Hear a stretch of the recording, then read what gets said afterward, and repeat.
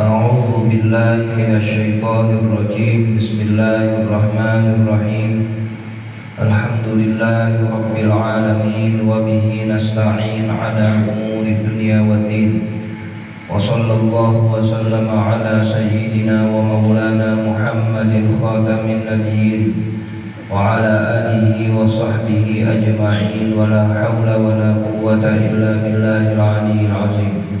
اللهم لا علم لنا إلا ما علمتنا إنك أنت العليم الحكيم، ولا فهم لنا إلا ما فهمتنا إنك أنت الواسع الكريم. نسأل الله سبحانه وتعالى أن يعلمنا ويفهمنا ويفتح علينا فتوح العارفين، إنه بذلك قدير وبالإجابة جدير، وهو حسبنا ونعم الوكيل. إلى حضرة النبي محمد صلى الله عليه وسلم. الفاتحة. بسم الله الرحمن الرحيم. الحمد لله رب العالمين، الرحمن الرحيم، مالك يوم الدين. إياك نعبد وإياك نستعين. اهدنا الصراط المستقيم، صراط الذين أنعمت عليهم غير المغضوب عليهم ولا الضالين. آمين. وإن كنت في فريضة الصبح فاقرأ القنوت في الركعة الثانية. Dan apabila engkau mengerjakan sholat fardu subuh, faqra'il qunuta fi rakaati tsaniyati, maka bacalah doa qunut di dalam rakaatnya yang kedua. Fi i'tidalika, pada i'tidalmu, minal ruku', daripada ruku'. Bedanya sholat subuh dengan yang lain, hanya pada sholat subuh kita dianjurkan untuk melaksanakan ruku' sebagai sunnah ba'd, yang apabila terlewatkan nanti disunahkan untuk sujud sahwi. Wa yahsulul qunutu bi kulli kalimatin, dan didapati qunut itu bi kulli kalimatin, dengan setiap kalimat tadammanat du'aan wa sanaan, yang menyimpan doa dan pujian kepada Allah Subhanahu wa taala. Allahumma ighfirli ya ghafur, sebagaimana bacaan Allahumma ighfirli ya ghafur. Dalam qunut asalnya itu dua hal. Pertama doa permohonan, yang kedua sanjungan. Jadi umpama kita baca dalam qunut Allahumma ighfirli ya ghafur, sudah sah. Sami Allahu liman hamidah. Kita baca Allahumma ighfirli ya ghafur, langsung sujud, nah itu sudah sah. Karena dalam bacaan itu tersimpan dua makna tadi. Yang pertama doa, Allahumma ighfirli itu doanya, ya ghafur itu sananya, ya apa aja. Allahumma arhamni ya rahman, boleh. Allahumma asturni ya sattar, apa aja. Yang pada kalimat itu mengandung doa dan pujian. Lakinil afdalu, akan tetapi bacaan utamanya qunutun Nabi sallallahu alaihi wasallam, ialah bacaan qunut Nabi Muhammad sallallahu alaihi wasallam. Ini bacaan yang utama, yang sebagaimana kita baca setiap hari di dalam sholat subuh. Wahwa, dan bacaan qunut itu Allahumma hdini fi man hadait, wa afini fi man afait, wa tawallani fi man tawallait. Allahumma hdini fi man hadait, ya Allah berikanlah aku petunjuk di antara orang-orang yang telah Engkau beri petunjuk. Diperhatikan tuh panjang pendeknya. Allahumma hdini fi man hadait, pendek. Sebab kalau kita baca panjang ntar maknanya berubah.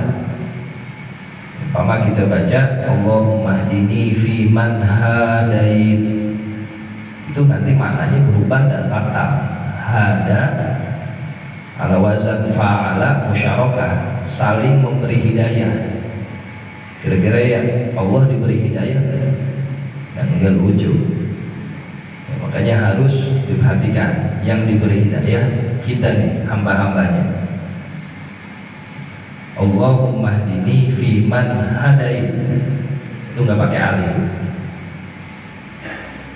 Wa afini fi man afait, baru ada alifnya tuh. Jadi jangan dipukul rata semuanya pakai alif. Afait, alifnya emang alif itu kalimat afa, bukan alif tambahan, tapi memang alif dari kata-kata itu. Afa, afait panjang emang dari sononya. Nah, giliran afait baru dipanjangi, hadait pendek.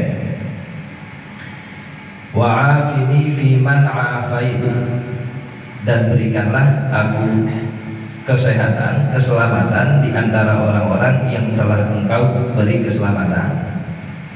Jadi beda. Allahumma hdini fi man hadait wa afini fi man afait, baru ada alifnya. Wa tawallani fi man tawallait, dan pimpinlah aku di antara orang yang telah engkau pimpin. Wa barik li fi ma a'tait, fi ma panjang tuh, ada yang-nya, ada alif, bukan fi ma a'tait. Nanti beda lagi tuh maknanya.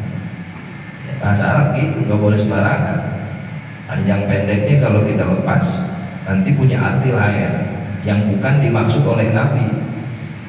Padahal itu punya makna tersendiri. Dan berilah aku keberkahan fima a'tait, di dalam sesuatu yang telah engkau berikan. Apa aja? Umur, kesehatan, ya, biar dikasih berkah. Anak, harta, kehidupan, fima, ini panjang, apa aja? Segala macam yang telah engkau berikan, kasih berkah di situ. Wa qini syarra ma qadait, ada birahmatika itu. Nabi langsung wa qini syarra, enggak pakai birahmatika. Jadi jangan tambah-tambahin, karena memang nasnya enggak ada. Wa qini syarra ma qadait, wau satu huruf, qaf qi itu fi'il doa. Qi, jagalah aku, ni, jaga ni aku. Sama kayak kita baca doa makan. Ya Allahumma barik lana fima razaqtana wa qina, wa qini, wa qini syarra ma qadait, dan jagalah aku terhadap keburukan ma qadait, padahal yang telah engkau tetapkan. Kalau pakai birahmatika ya boleh aja maknanya, cuman di sini nggak disebutnya nasnya. Ya pengarang al-afdalu, yang utamanya sebagaimana yang dibaca oleh Nabi Muhammad SAW dalam qunutnya. Sampai sini itu doa, makanya imam baca kencang biar diamini. Fa innaka taqdi, sampai habis tuh namanya sana. Makanya imam bacanya pelan, emang kagak ada amin jadi disuruh. Sana itu sanjungan, kita baca bareng-bareng. Ada juga imam yang baca dengan kencang fa innaka taqdi, cuman gak diamini, makmumnya baca kencang juga. Itu maksudnya kenapa sih giliran fa innaka taqdi imamnya pelan, ya biar kita bacanya bareng. Kalau yang pertama doa semuanya amini, nah maka giliran fa innaka makmumnya juga baca. Fa innaka taqdi wa la yuqda 'alaik, sesungguhnya engkau mentakdirkan sesuatu dan bukanlah engkau yang ditakdirkan. Wa innahu la yadhillu man walait, dan sesungguhnya engkau tidak akan hina orang yang engkau bantu. Wa la ya'izzu man 'adait, dan tidak akan mulia orang yang engkau musuhi. Tabarakta Rabbana wa ta'alait, maha suci engkau wahai Tuhan kami dan maha tinggi. Itu sampai situ namanya sana, sanjungan, pujian. Isinya itu. Doa kunut ada doanya, ada sanjungannya. Wa yustahabbu an yaqula 'aqiba hadzal du'a, dan disunnahkan mengucapkan setelah doa kunut di atas, Allahumma sholli ala Muhammad wa ala ali Muhammad wa sallim, yaitu sholawat. Kalau sholawat redaksinya sebagaimana yang ada di sini, pakai Allahumma, kita baca wa shallallahumma, itu dalam riwayat yang lain. Hakadza fil adhkar, beginilah redaksi kunut yang disebutkan dalam kitab al-adhkar. Jadi perhatiin, itu bagaimana kalau ada imam yang panjang-panjang, ya dibiarin aja. Yang afdol yang sebagaimana yang tadi diutarakan atau disebutkan, itu segitu aja. Cuman dalam beberapa keadaan memang dibaca lebih panjang tuh, Masjidil Haram kadang-kadang baca panjang di akhir-akhir sholat. Tapi kalau subuh sih kaget dia. Nah, subuh yang kita lihat ada lama, kita keburu tuh baca. Kalau kita mau baca bisa. Dan kalau di kunut nazilah memang nanti redaksinya beda lagi. Nasnya itu beda lagi. Di situ terdapat keadaan yang menuntut kita untuk memanjangkan doa kunut. Namanya muqtadul hal, sesuai kondisinya. Apalagi kemarin ada bencana, atau sekarang kita mendoakan saudara-saudara kita, yaitu ada redaksinya lagi. Tapi khusus subuh sebagaimana yang tadi dituliskan oleh pengarang dari kunutnya Rasulullah Shallallahu Alaihi Wasallam. Masjud, kemudian sujud. Diskunut sujud. Sujudlah engkau mukabbiran, dalam keadaan takbir. Ghayra rafi'il yadain, tanpa mengangkat kedua tangan. Allahu Akbar, nggak usah pakai diangkat lagi tangannya. Wabtadi'it takbirah, dan mulailah takbir itu ma'abtida'il huwi, bersamaan dengan turunnya tubuh. Jadi bukan turun dulu habis itu baru takbir. Umpama kita sholat setelah i'tidal, sami Allahu liman hamidah, baca zikirnya Allahu Akbar, itu Allahu Akbar sambil turun, kan turun dulu baru takbir. Jadi ketika turun ke bawah badan dalam keadaan takbir bareng, sekalian turun sekalian takbir, nggak ada yang duluan-duluanan. Waqtimhu ay waqtim at-takbirah, dan akhirilah takbir itu ma'a khatmihi ay ma'a khatmil huwi, bersamaan dengan diakhirinya turun itu tubuh. Jadi ketika naruh pala, roknya itu bareng dengan selesainya kita menaruh jidat di atas lantai atau di atas sejadah kita.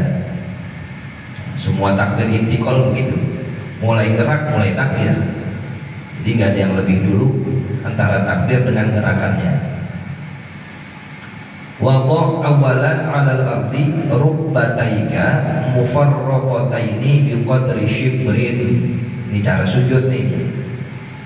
Dan letakkanlah pertama kali 'alal ardi, di atas sejadahmu, rubbataika, kedua lututmu, mufarraqataini, dalam keadaan merenggangkan, biqadri shibrin, seukuran sejengkal. Jadi yang turun dengkul duluan. Meskipun ada riwayat lain yang mengatakan tangan duluan, cuman al-ashah yang paling kuat indal madhab itu lutut duluan, sebagaimana di keterangan ini.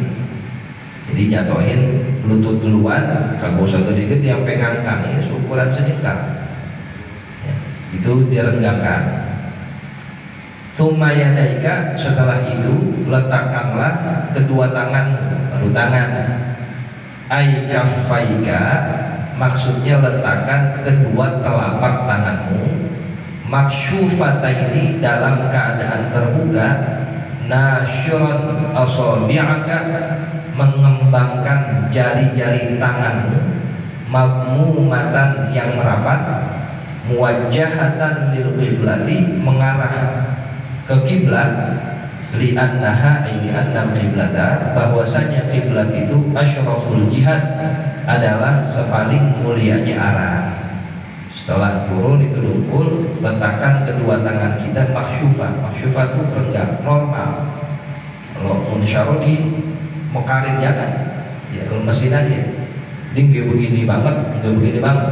Ya, sebagaimana kita umumnya letakkan ketika sujud.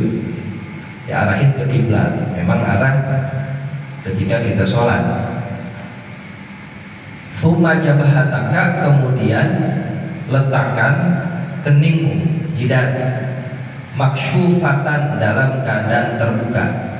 Jidatnya jangan tertutup dengan apapun, apa peci atau sorban ya, atau apapun itu, dalam keadaan terbuka. Wadha' anfaka, lalu wadha' anfaka, bersamaan dengan engkau meletakkan hidungmu, maksyufan, dalam keadaan terbuka, ma'al jabah. Wow, di situ diartikan ma'a, bersamaan dengan keningmu.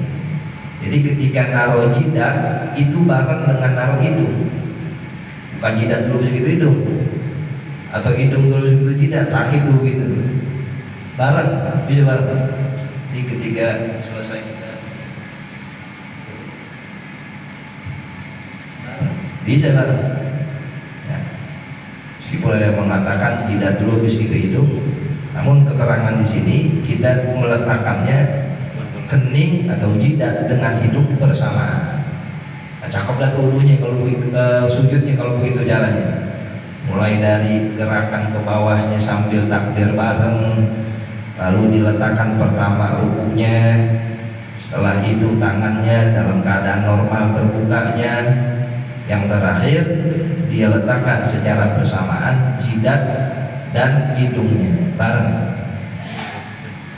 Wa kashful jabhatil multasiqati bil musalla wajibun, dan membuka jidat al multasiqati, yang ditempelkan bil musalla, di bawah sejadah kita, wajibun, itu hukumnya wajib, harus terbuka ya, sehingga kening kita, jidat kita antara tempat sujud dengannya multasiqat itu nempel, multasiqat saling bertemu, nggak terhalang apapun. Wa kashfu wairiha, namun membuka selain jabah, selain jidat, mandubun, itu disunnahkan. Ini kepada papanya nih, nggak pakai sarung tangan, ini sunnah, memang harus tempel. Cuman umpama ada yang menghalangi kita kedinginan, pakai sarung tangan, pakai sarung kaki, nggak apa-apa, namun kurang disukai. Bagusnya kaki kita lapak, begitupun tangan terbuka sebagaimana normalnya. Wa kashfur rukbataini makruhun, dan menyingkap atau membuka kedua lutut itu makruh, tidak disenangi. Pemain di sholat pas-pasan benar, dari pusar sampai lutut, orang laki. Nah, maka kalau terlihat itu lutut tidak disukai atau menjadi makruh. Wa tarkut tartibi, dan meninggalkan berurutan fi wad'i hadhil a'dha'i, di dalam meletakkan anggota-anggota sujud di atas, makruhun, juga makruh. Tadi kan dikatakan pertama apa dulu? Lutut. Ditaruh tangan dulu, makruh tuh. Namanya tarkut tartib, meninggalkan buat kagak berurutan.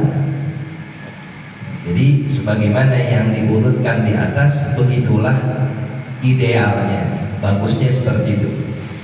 Umpama dia meletakkan tangan dulu, ya nggak apa-apa, artinya nggak apa-apa, sholatnya sah tetap, cuman kurang disukai. Maka dari itu berurutan, mulai dari meletakkan kedua lutut, tangan, dan bareng antara jidat juga hidungnya. Wajah fi mirfaqaika, lalu jauhkanlah kedua sikutmu, an janbaika, dari kedua lambungmu. Ini orang laki nih, taruhnya kagak dempet begini, tapi rada dijauhin, jangan lebar-lebar juga, kesian yang sampingnya. Ya, ukuran normal, asal nggak nempel dengan lambungnya, dengan perutnya. Wa aqilla ay irfa' batnaka, dan angkatlah perutmu, an fakhidhaika, dari kedua pahamu. Jadi perutnya rada diangkat ke atas ini, enggak dekat dengan paha. Lianna zalika, karena mengangkat perut jauh dari kedua paha tatkala sujud, ablahu fi tamkinil jabhati, lebih mengena di dalam mengokohkan jidatnya, jadi makin nempel. Ketika kita mengangkat sedikit perut, itu tekanan pada jidat lebih mantap. Fi tamkinil jabhati wal anfi, dan hidung, min mahalli sujudihi, dari tempat sujudnya. Wa ab'adu min hayatil kusala, dan lebih menjauhkan dari posisi sujudnya orang-orang malas. Orang malas tuh kalau sujud kelihatan, di mesin aja begitu. Orang sujud ada tiduran, kita tahu. Tapi kalau benar-benar semangat, rada dijauhin. Nah, nanti ketika diangkat perut, otomatis jidatnya makin ketekan. Nah itu ablah bahasa kita, makin cakep, makin mantap sujudnya.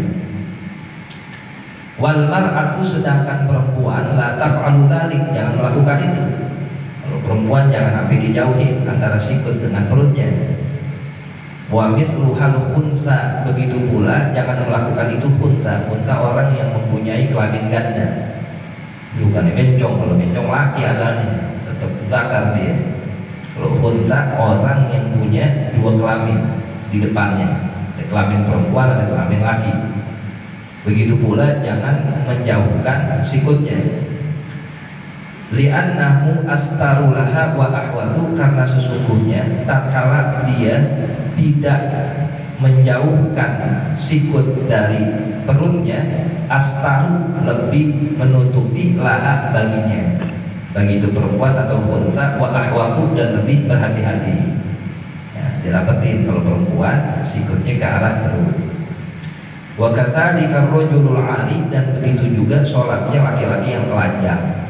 Kalau nggak ada apa-apa, ada satu pakaian najis, nggak boleh sholat telanjang, tetap wajib tuh. Nanti keadaan sujud sama kayak perempuan tuh, biar kata laki. Wadha' yadaika 'alal ardi, dan letakkanlah kedua tanganmu ke atas lantai. Hadwa mankibaika, sejajar dengan kedua pundakmu. Pundak di sejajar, gak lebih lebar atau lebih sempit begini. Kalau di atas tidak jauh. Kalau dia lebar ini nggak sejajar, artinya sejajar jauh ketemu antara pundak dengan kedua telapak tangannya. Bagusnya seperti itu, sejajar antara kedua telapak tangan dengan kedua pundaknya.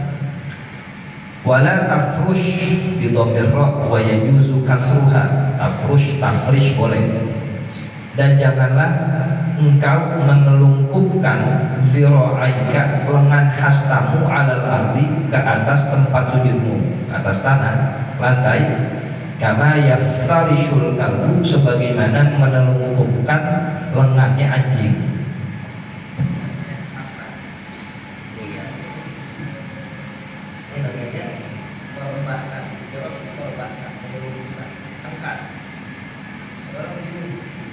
Kalau capek bener nih,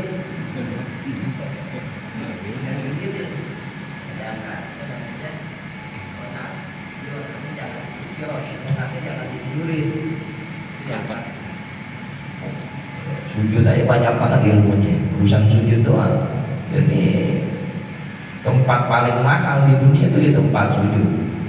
Tapi kita bela-belain organ yang paling tinggi, yang derajatnya paling mulia manusia, mana pala. Jadi kalau di kelopak orang mau pala diterima, pala paling mulia, tapi kita rela ditaruh paling bawah, paling rendah tempat di dunia ini ya tanah. Ya, support kita ingin menyembah satu-satunya Allah Subhanahu wa Ta'ala. Caranya harus benar, nah, sebagaimana yang tadi diterangkan. Jadi sujudnya benar-benar sujud, kan orang capek palingnya ditaruh bawah. Nah, itu caranya. Jadi jangan diiftirashkan, jangan ditelungkupkan lengan hastanya sebagaimana mengiftirashkan lengan hewan anjing. Wa qul, dan bacalah saat sujud, subhana rabbiyal a'la. Wal a'la ablaghu minal azim, dan makna maha tinggi lebih dalam minal azimi, dari maha besar. Kalau bukan subhana rabbiyal azim, maha suci Allah yang maha besar. Kalau sujud Rabbiyal a'la, yang maha tinggi. Mana yang lebih dalam maknanya? A'la apa azim? Sama-sama dalam, artinya sama-sama luas maknanya, tapi yang lebih dalam a'la. Dikatakan maha tinggi udah pasti agung. Nah, itu zikiran ditaruh atau dibaca ketika kita sujud. Faju'ila fis sujudil ladzi huwa asyrafu minar ruku', maka ditempatkan itu bacaan pada sujud yang merupakan hal paling mulia daripada ruku'. Sujud, perintah Rasulullah SAW kepada malaikat saat itu untuk sujud kepada Nabi Adam, karena memang inti daripada sholat penyembahan ada simbolnya di dalam sujud. Wa ablahu minhu, dan lebih dalam dari ruku fit tawadhu'i wal khudu', di dalam ketawaduan dan ketundukan. Lebih dalam lagi khusyuknya, tunduknya. Kalau ruku masih di atas, palingnya masih di atas, tapi kalau udah sampai sujud, itu paling tunduknya hamba kepada Allah Subhanahu wa ta'ala. Tempat yang paling dekat antara kita dengan Allah di saat sujud itu. Kita berdoa, jangan sampai bersuara doanya kecuali pakai bahasa Indonesia batal ya, dan dalam hati kita memohon kepada Allah saat sujud itu. Salasan dibaca itu zikir 3 kali, au sab'an atau 7 kali, au asyran atau 10 kali.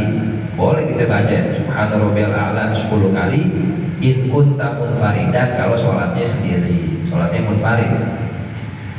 Wa kadza idza kunta muqtadiyan, begitu pula apabila engkau bacanya saat bermakmum. Wa aqala al-imam sujuda, dan imam memanjangkan sujudnya.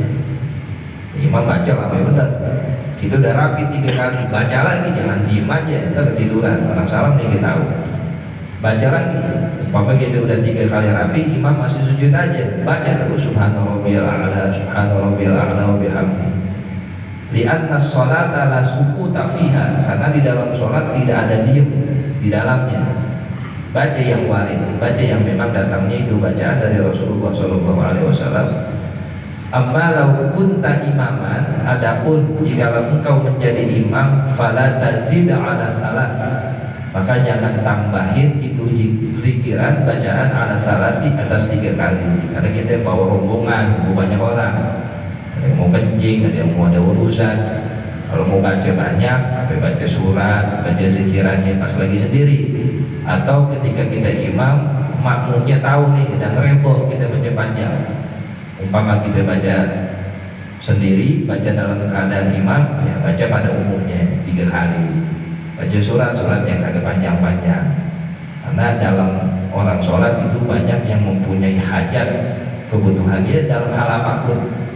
Kalau kita bareng dengan jamaah, ambil yang paling ringannya.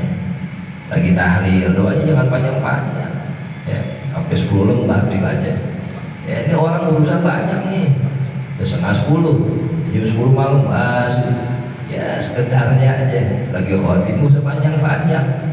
Orang yang lagi kerja mau makan dulu, mau rebahan dulu, gitu sih enak pulang. Nah, rebahan tadi yang di kantor bagaimana? Jadi kalau kita lagi berurusan sama orang banyak, ambil yang paling ringannya, yang paling pendeknya.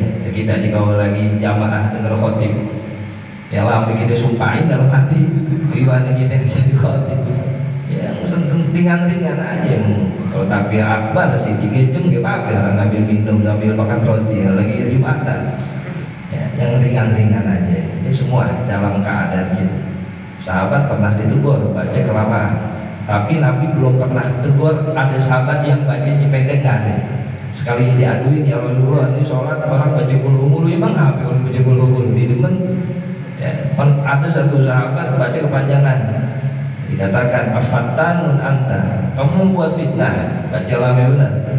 Itu namanya fiqhul waqi, fikih sosial. Ketika kita dalam keadaan jamaah, ambil yang ringan aja, kita mesti sholat. Lagi pimpin tahlil, lagi ya tausiah, yang sedang-sedang aja ya, yang begitu lebih awqaq fi nafas, lebih mengenai diri orang yang mendengarnya. Dah begitu, jangan panjang-panjang juga dah ngajinya ya, pendek aja Ya, situ aja. Rabbi fanfa'na bi barakatihim wahdina al-husna bi hurmatihim wa amitna fi tariqatihim wa mu'afatin minal fitani. Rabbi fanfa'na bi barakatihim wahdina al-husna bi hurmatihim wa amitna fi tariqatihim wa mu'afatin minal fitani.